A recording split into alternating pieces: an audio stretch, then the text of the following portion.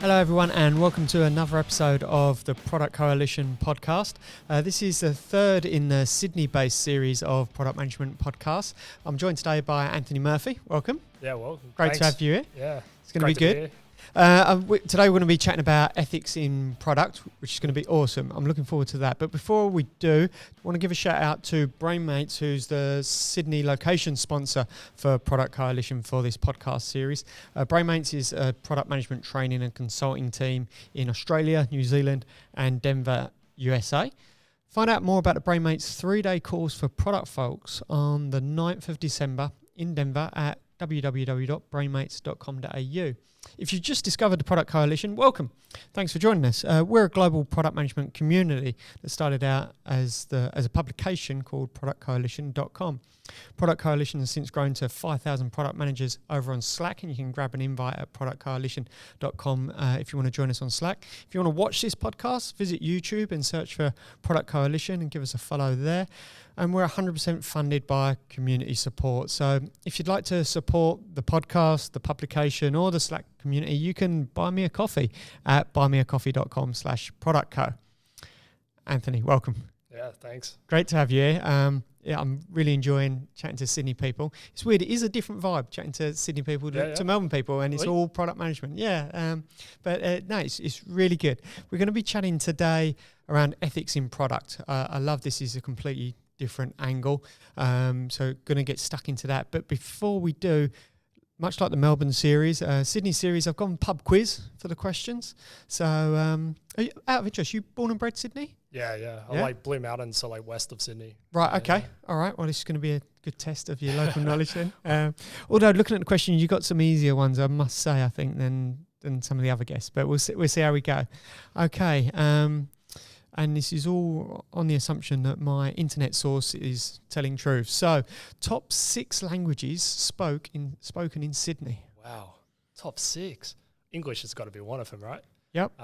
Ding. I'm going to go Cantonese as another one. Yep. Yeah. Sydney.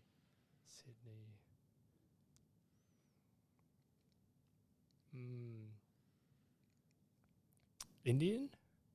No. What else is there? Hindi. No. Hindi. Yeah. There's a lot of French people. Not enough to make the top 6. I'm just making random Italian, so close, now. but also Spanish. No, when you say close, I was like, it's got to be around there, right? Well, European. There's another European country in it. All right, I'll let you off. Okay, so I don't know if they're in this order, but English, Arabic, Cantonese, Mandarin, Greek. Oh, that's the one. A little further and south. Vietnamese. There we go. Okay, staying on the international theme. Longest line of pizzas record in the world was created here in Australia. Firstly, can you guess the suburb that happened in? Pizzas. Italy. Leichhardt. Yeah. Really? I was thinking around I was like east or south, somewhere around there. Okay, now is the stab in the dark one for you. Number of meters long this longest line of pizzas in the world was. Were these like individual pizzas or like one pizza? Nah, individual. Yeah. Line of pizzas. Well, they might have been like them meter long ones. And then just been easy to measure. I'm going to complete stab in the dark. Right, yeah. I'm going to just go like, 400 meters. Not bad. 221. Oh, yeah. There you go. I thought this would be a little bit topical, and I'm not sure if it's accurate, but most played sport in Sydney. Most played. Rugby comes to mind. But which format? Yeah, so it would be rugby league. No. No? Cricket, apparently. Cricket. Yeah. Cricket. Yeah. Sydney. I don't know if that includes like grassroots and... See, I would have expected cricket to be more of a Melbourne. Yeah. Yeah. Yeah. No, I agree. Caught me off. I wasn't expecting cricket. Yeah. To get to know you a bit more personally, favourite spot by the water in Sydney? Favourite spot by the water?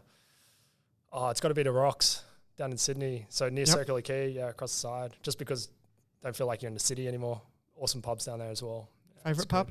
Favourite pub? Oh, there's a few good pubs. Lord Nelson in the Rocks is great. The Glenmore Hotel in the Rocks it's got the best rooftop. So that's with the rooftop. Yeah, it's excellent rooftop. Yeah, nice. Yeah. Yeah, for anyone Between those listening two. outside of Sydney around the world, definitely recommend get down there. Especially on a sunny day like today. Yeah, beautiful. Yeah. Lovely. Okay, and favourite meetup or conference in Sydney? I'm going to be a little biased and say leading the product because I spoke there to you last week as conference. Meetup, product take is always good here. Yep. Yeah. These guys put on product talks as well, which is really good. Right. Yeah. Cool. Thank you. Thanks. Okay, let's get stuck into it. Ethics in product. Let's get this going. Tell me why this was a meaningful topic for you to chat about today. Yeah, that's a good question. To me, this is a topic that I'm pretty passionate about. I really got into this probably a couple of years ago. I worked with a designer, worked with some brilliant designers in the past, and he got me on to a lot of things like humane-centered design. So there's a whole institute for that. You can go to Humane Tech. I think it's humanetech.com or something like that. And around the whole philosophy that, especially in design, especially in product, right? The products that we build, especially today, have a huge impact in our lives. I mean, we've got mobile phones in our pockets. We're on the internet. It's proliferated. It's infiltrated our lives. So therefore, the products that we build can have a radical impact on us. And then us as those who are the crafters and the people who build that, we have a huge responsibility, and we start to shift towards being more of a responsibility class, that we bear this responsibility to do things in the right way. And I remember he framed it really well. He said, the way we do our products, we obviously, a lot of it's around behavioral science and behavioral economics and all that. And we can either exploit human vulnerabilities in order to basically make our product sticky and to, make a profit and all that. Or we could try and use them for the best and try and amplify human good. And that, just to me, really spoke to my heart. And I think the more and more products become really infiltrated and really part of our lives. I mean, you got people with, Alexas, Google Homes. I mean, they're all we're starting to move towards being a completely connected house, right? Yep. And then suddenly the products that you build have a huge impact. And it's either we can, technology's climbing and are we dehumanizing, going down, or are we kind of going together and letting technology amplify us? And yeah, definitely for us who are crafters of product and have a say in that. Yeah, it's a huge responsibility for us, and it's important, I think. Yeah. It was great to be talking about it. You're absolutely right. Can I ask, Anthony, what's been your path? What was your path to product? Oh, my path is it's funny because I don't think anybody has a typical path in the product. It's one of those things that we all kind of come from different backgrounds, and I think that's great. It makes it really diverse. So I started out of uni. I was an engineer, wrote some code, did some Java and all that. I decided to go completely left field out of that. I joined the military. Right. I went to the Royal Military College down in Canberra, trained to be a leader. And when I think about my product journey, I think there's two kind of probably key moments for me. One of them was in uni. I did business and IT, and I had to do a marketing subject, and I dreaded it. That's the business side. I was like, marketing spawn of the earth, try and convince us to buy things that we don't need. And then I got into it and then got really into behavioral economics. And I think me personally, I got a bit of a passion around psychology and understanding how we kind of work. So I got really interested, and then I ended up doing heaps of marketing subjects after that, and consumer behavior subjects and all that. And then the second defining moment was probably in the military. And I came out of the military, I got a role as a BA, and then I was a product owner. I worked in a Scrum team. But even then, I don't think that was really... I think I was still kind of trying to get to the grips of it. Kind of got into Scrum Mastering, went down the Agile path, but then I started to, I've been fortunate. I've always kind of worked on digital consumer and kind of products, and worked with heaps of designers, and started to just naturally gravitate towards that side of the fence, get really into the discovery side of the world. And that's when I really started going deep into product. And then ever since then, pretty much haven't looked back. Right, great. Yeah. Before we jump into this topic, I'm keen to know from that military experience, what still stands true to you today from that as such a significant early part of the context that has formed you into a product manager? Yeah, heaps. I mean, it's it's funny. People always find this as a very interesting topic. I find it as an interesting topic. The way, at least this was my perspective of how I learned, how I interpreted my learning, I should say. Leadership in the military it's different to how I think it's changed a lot. People still think really hierarchy, command and control, or tell everybody what to do. And it's not so much like that. More so as a leader in the military, and I shouldn't say leader because everyone's a leader in the military, and that's one of the really good things about it, at least in the Australian Army, to try and promote that. You're an appointment of a commander. So your role is more about creating the conditions for your platoon, your team, think of it that way, to succeed, not to tell them what to do because they're the experts. So it's a very similar relationship between, say, a product manager and the product team. They're the experts. You're not trying to dictate how to do the work, but what you're doing is you're giving them the tools to succeed. And you do that via, the roadmap, by giving vision, by giving them an end state, a goal, an OKR to kind of strive towards, and then help them with culture, help them with, stakeholder management and all that. And you're more behind the scenes, doing wheeling and dealing so they can just get on with the job. Right. And it's much more about providing the conditions and then giving them autonomy to succeed. And then that's kind of really rung true, and it just kind of continues. So I like to say I kind of, in a way, learnt product from the military. Yeah, that's a fascinating analogy. Yeah. Can I ask, is there standout experiences that you had in the military that you pull back upon as you're working in desk side now as a civilian? Yeah, I think a few. Some of the defining stuff for me is one around the concept of commander's intent, which is really about how do I paint a picture of the end state, give them a goal, and then enable the autonomy to achieve that. And how you paint that end state is very specific. It's got to be vivid. It's got to be kind of attainable. It's got to be, they should be able to see it. It should be clearly articulated. It should be concise. You think about your vision statements, and you think about even goals and objectives. They should, all those things start to ring true. So I think I draw upon that a lot, as well as it being more the what as opposed to the how. Right. And not even that, more like that's what the end state is. It's not even so much the what, more of the why, if that makes sense. The other things I kind of draw upon a lot is more on, maybe there's three things. One of them is around communication. You start to realize that communication is paramount. You need to talk to the team, you need to talk to stakeholders, and often people, especially in the civilian world, they say, "Well, but I said it. Why didn't they hear me? Why didn't they understand it?" I've said it 5 times now, and they get frustrated about it. But part of it, that's the role, right? Is you're kind of like, you're the glue that binds everything together. So in order to achieve that, you need to communicate a lot. You need to continuously remind them, why are they here? Why are we doing these things? I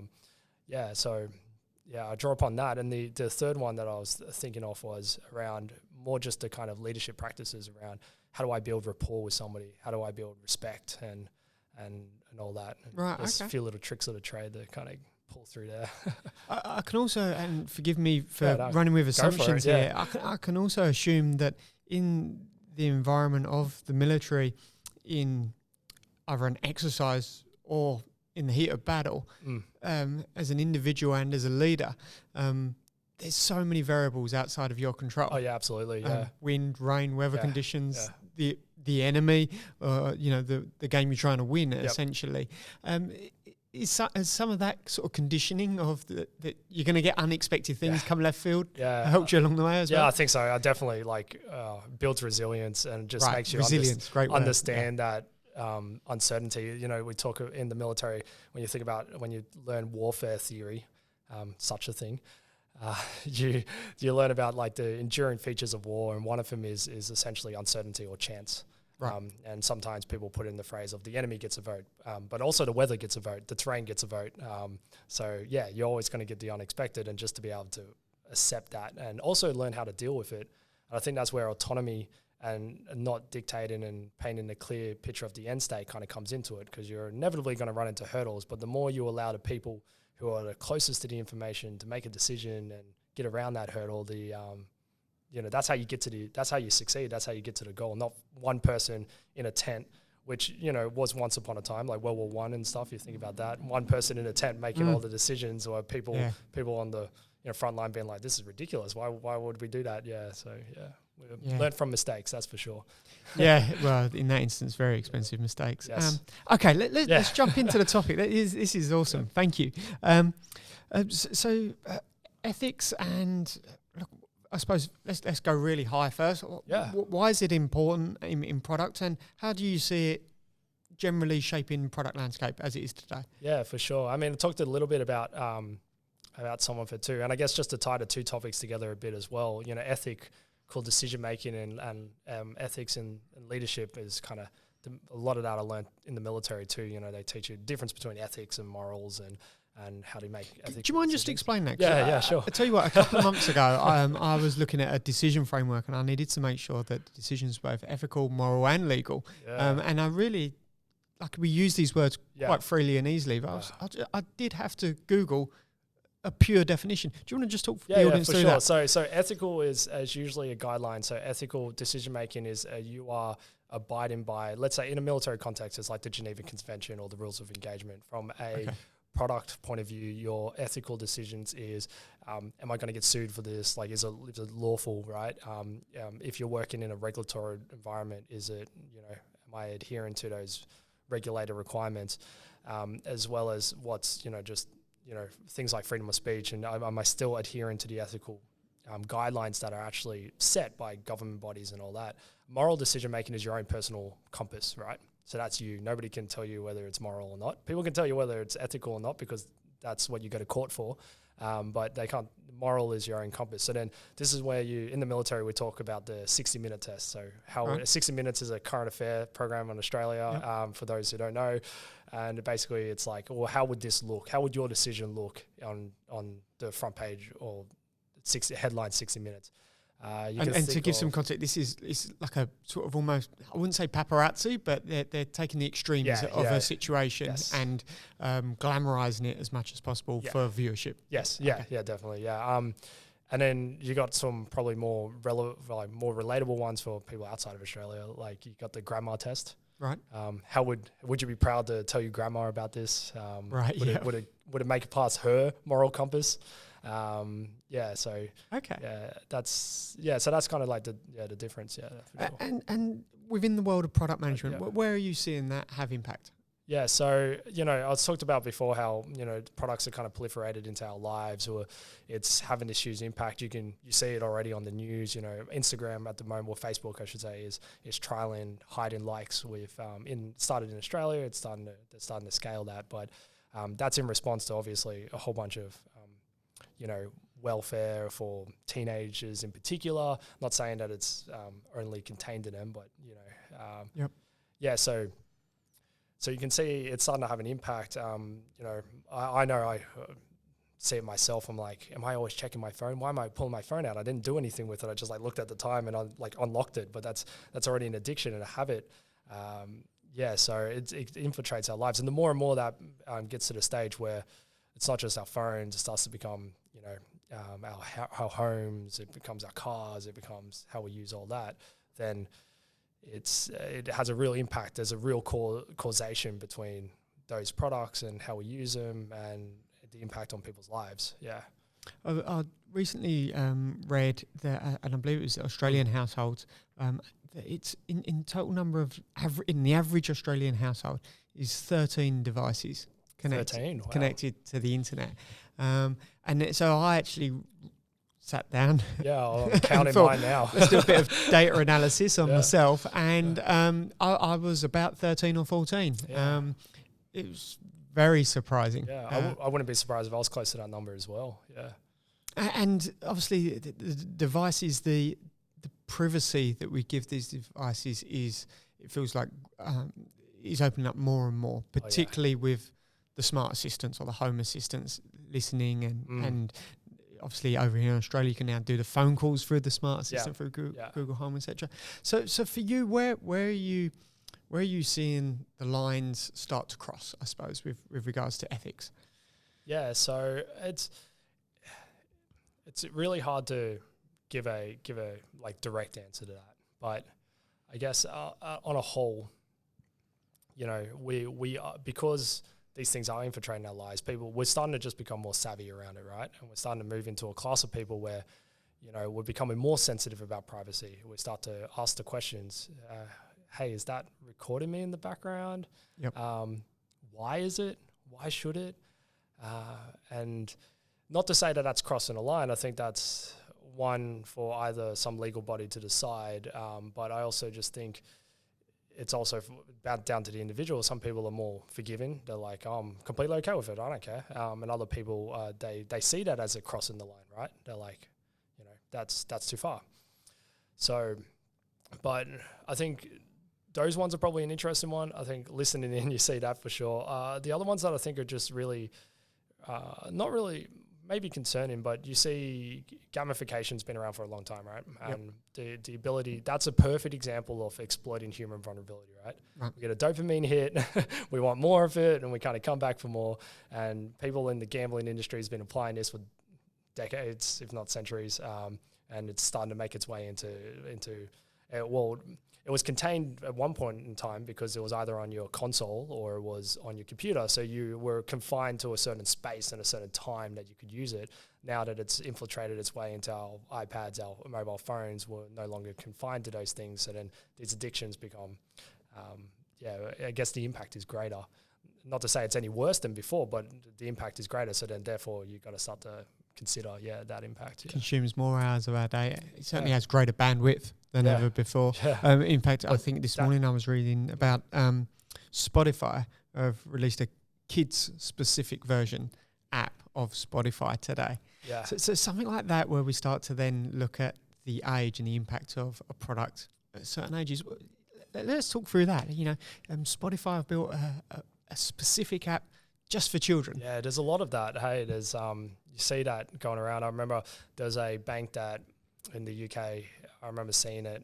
We had a few chats because I work with some people that in the banking, and the app was basically a banking app for kids, and it was to help them to understand smart money management and all that, which in a way ethically moral point of view as well, that's not bad. You want to help them educate them about money, so then later on they're greater equipped to handle that. But then at the same time, it's like, well, you giving a bank account to a kid, depending on the age. Obviously, there's some ethical things around that. Around certain ages, they can't go too low. You can't give it to a 2-year-old, for example. But there's also another side of that, which is customer lifetime value. If I can get them in young, then great, awesome customer lifetime value. They're going to continue to use our products. They're going to get home loan. They're going to get credit cards, everything when they come to age. So on one hand, sure, there's this great thing, help them get money smart, but on the other hand, it's like, well, are we exploiting kids in order to increase, because it's a great customer lifetime value if we can get them in young and early, especially and also getting their parents in, because that's one of the reasons why the parents might join that bank. Is like, oh cool, I can do this thing for my kid. So then it's like, well, what is the main driver behind that product? Is it to actually better help kids? Well, you could probably do that by not actually giving them a physical bank account, or is it that you're trying to get them in young so then you can then have that customer lifetime? And that's where that moral thing kind of comes in, right? Definitely. And for those listening around the world, this particular instance of banking is a great one, because we've had a Royal Commission here in Australia that is exposed exactly this type of practice, that one of what we call our big four banks in Australia for decades was going into schools and incentivizing schools to introduce their banking program for children. The schools got commissions out of it, from what I remember. If you Google the Barefoot Investor, he certainly sort of has brought this to the surface and continues daily to sort of share what's happened in that industry. And the outcome was that savings accounts were introduced to 7-year-olds, and credit cards without any form of request were turning up in the post as that 7-year-old became a 17-year-old, and all of a sudden they had basically free money. I remember what a credit card meant to me at 17 years old. I feel like all the people that I went to school with, as soon as they hit 18, if somebody didn't max out a credit card, they were probably like an anomaly. Well, they're probably one of those sort of 35, 40-year-olds who are now retired. Incredibly sensible. True. Doing better than the rest of us. So I think that you touched on a point there, which is what's the metric? Why? And I suppose then it's easy to create a metric without considering the ethical impact that metric may have, such as time on site or time in app or those types of things. Can you talk about how do you think about that as a product manager day to day? How do you handle that? Yeah, so I think, typically I come back to that grammar or 60-minute test too, right? So is the thing that we're chasing, that objective, that metric or whatnot, would I be proud to go to my grandma and say, hey, look, I'll definitely be proud to go to her and tell her that, look, we're helping all these kids be, money smart, and they're gonna be better for it, more financially savvy and everything. But if you come down and said, I just made the bank $2 billion because we got all these kids in when they were really young, that's probably not going to pass the test. The other part of it too is sometimes things are unintended. Like, think about this, I'm making an assumption on this too because I don't know Mark Zuckerberg, but I'm assuming that when he created Facebook, he never intended it to, you think about that Cambridge Analytica thing around swaying the election and stuff. I don't think he ever intended for that to happen. Never intended for people to steal other people's IDs through it. Never expected all those things. And sometimes it happens. But again, I think the bit that shifts, and especially as a product manager, and this is maybe tying back to with some of the leadership stuff I learned in the military, is even if it's unintended, you got to assume responsibility for it, and you got to do something about it. And it may suck and it may be detrimental to you, but that comes with the job. Yeah, right. And that's how the job is changing and the climate is changing that way, and we need to accept that. So sometimes you're going to pick a metric and it's going to have unintended consequence. And I guess the key there is to try and pick up that unintended consequence. If it's a negative one, sometimes it's a good one, and that's fine. Early enough, and actually, take responsibility over it and actually try and rectify it. I think that's the key part. Yeah. Yeah. Very good point. For me, what's running through my mind here is product managing a product. You've got quite a lot of control, but for the Facebook example, product managing an ecosystem, especially the breadth and depth of Facebook, so much outside of your control. One of the things with ethics specifically, and we touched on how they're set and created and agreed to, either locally, nationally, or internationally.